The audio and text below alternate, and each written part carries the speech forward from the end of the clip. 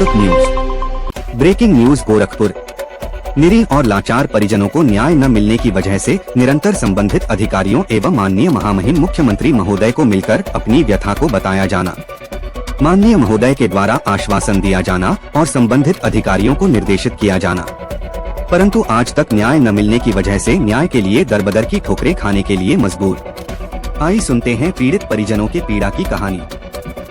अब जो है फिर उसके बाद में जो है दूसरी बार कैसे हो गया?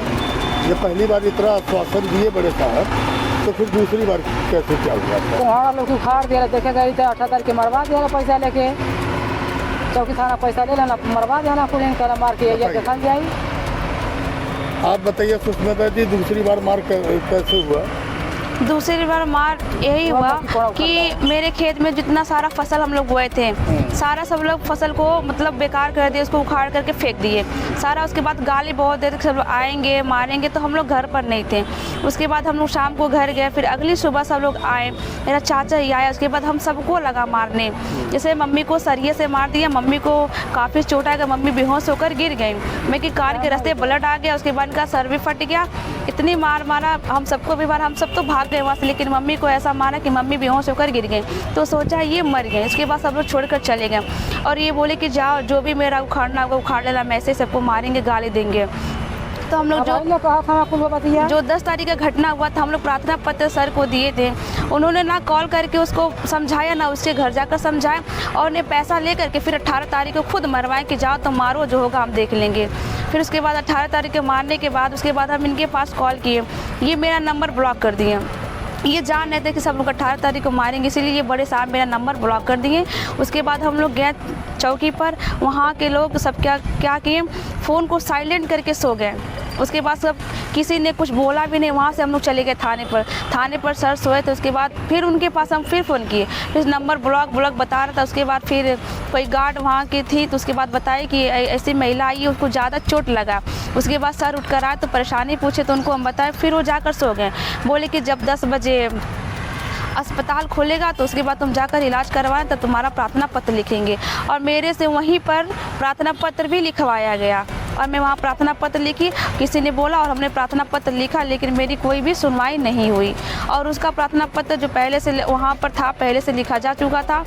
और क्या इस संबंध में आप थाने के अलावा सीओ साहब के यहाँ भी गई थी? हाँ, सीओ साहब के यहाँ गए। वहाँ क्या बातें हुई?